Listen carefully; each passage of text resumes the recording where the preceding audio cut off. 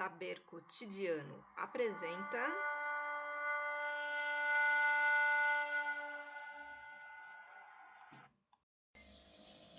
Saber Cotidiano no ar. Tudo bem com vocês por aí? Tive alguns elogios, os feedbacks positivos sobre as múmias de Yuya Yako, Jujai Jaco.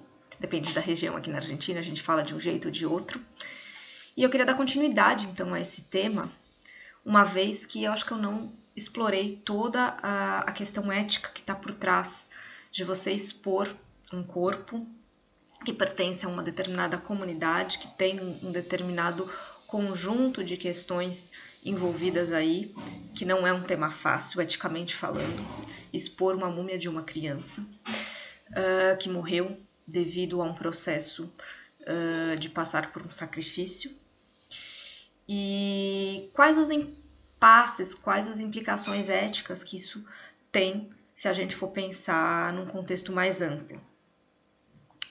Essa questão das múmias é muito comum aqui nos países que têm essa herança inca e não são as únicas que estão em Salta. Há em outras cidades também outros tipos de múmias de outras pessoas e outros processos, não necessariamente de sacrifício. A questão é, por que expor esse tipo de múmia? Por que expor corpos mortos? Com que intuito fazer isto? Né? Entende-se que a ciência, a arqueologia e outras ciências biológicas que estudam modificações genéticas, questões do corpo humano, enfim, rastreamento de DNA, que seja, necessitam destes corpos como objetos de estudo. Isso está posto. Então, em um determinado momento, isso já serve a todo um conjunto de comunidades científicas que trabalham em cima disso. Pois bem, mas há de se advogar que esses corpos são de determinadas comunidades. E aqui na Argentina é muito comum isso, que os povos originários, que os povos frequentem museus e muitas vezes podem fazer reclamações que aqueles objetos que estão expostos são da sua comunidade e pedir para retirar isso do museu. O mesmo poderia acontecer com determinados corpos de pessoas que forem expostas, cadáveres, múmias, que se for conseguir comprovar se foi entrado com ações, o museu tem que devolver. Claro que com o aparato científico, afinal essas múmias são conservadas a graus baixos, de baixa temperatura, com todas as condições de manutenção desse corpo, existe, é claro, uma aliança entre a comunidade científica e a comunidade dos povos originários, em determinados aspectos, para manter e cuidar destes corpos até o momento em que eles estiverem sendo servidos para estudos. Da mesma maneira, a partir do momento que a comunidade falar não queremos mais, elas podem reclamar a devolução, só que, contudo, elas não vão conseguir manter essas múmias no mesmo estado de refrigeração e condições que a ciência consegue manter. Então, por isso, ainda existem essas possibilidades. Ainda assim, há casos em que a ciência já fez tudo o que tinha que fazer, já estudou aquele corpo, já investigou tudo que tinha que investigar, já tirou todas as informações possíveis. Faz sentido expor isso para o público? E aí, essa é a grande questão, esse é o grande dilema ético.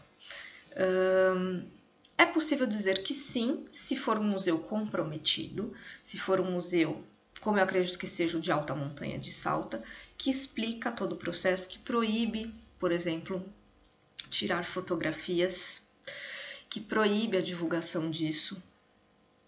Afinal de contas, não tem necessidade de ficar divulgando isso e você perde o controle da forma como isso vai ser levado a um público geral.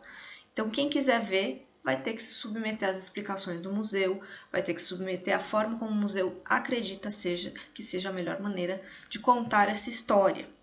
Claro que está faltando aí o lado dos povos originários, os povos que poderiam advogar em nome desses corpos, né? Nem sempre eles estão presentes.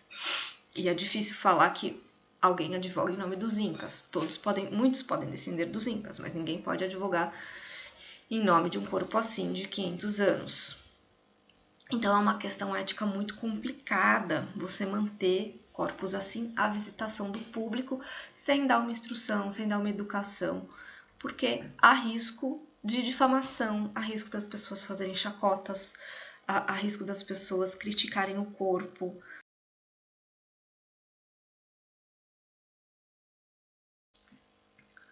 Como tem acontecido, que eu já ouvi a respeito das crianças de Jujajaco, muita gente faz comentários depreciativos, preconceituosos, inclusive maliciosos a respeito dos corpos expostos.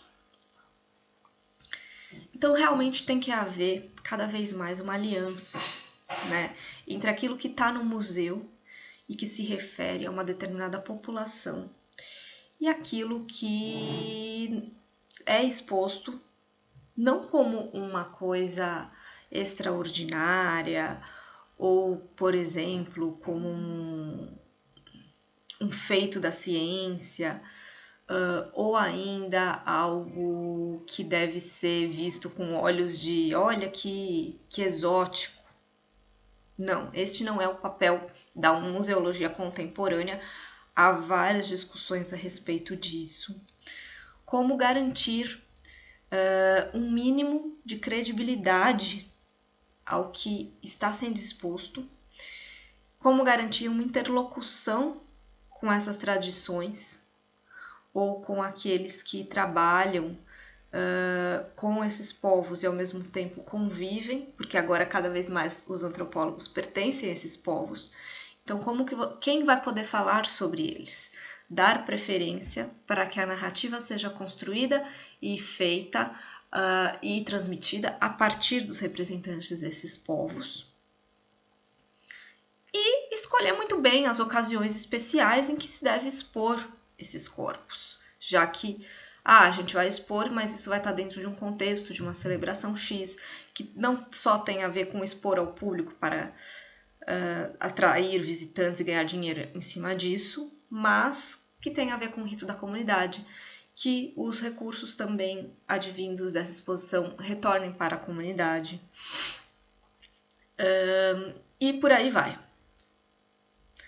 Então, eu gostaria de trazer essa discussão aqui para dentro do canal, o quanto vocês acreditam que esse tipo de exposição vale a pena de ser visitada, para quem, né, vale a pena, de que forma, apenas com visitas guiadas ou visitas livres, quem que deve fazer essas visitas guiadas, por quem que deve passar o texto, o script do que vai ser falado nas visitas guiadas, deve ser o representante da comunidade, ele deve estar presente ou não.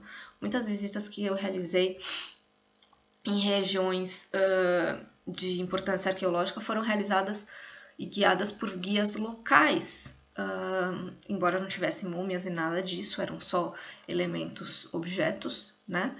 Era importante reconhecer a fala e o discurso dessas comunidades como grandes replicadoras deste conhecimento e não deixar na mão apenas dos cientistas. Então, esse também é um apelo para a gente repensar o modelo de ciência que a gente está acostumado, muitas vezes ocidental. Não esquecer que muitas vezes a gente é herdeiro de um processo ocidental, colonizador, que toma o outro sempre de uma forma muito violenta, simbolicamente e fisicamente, como objeto de investigação, e acaba criando discursos que só reproduzem as desigualdades. Então, agora é o momento dessa virada dentro da própria antropologia e que na prática a gente pode ver dessa maneira. Até o próximo vídeo.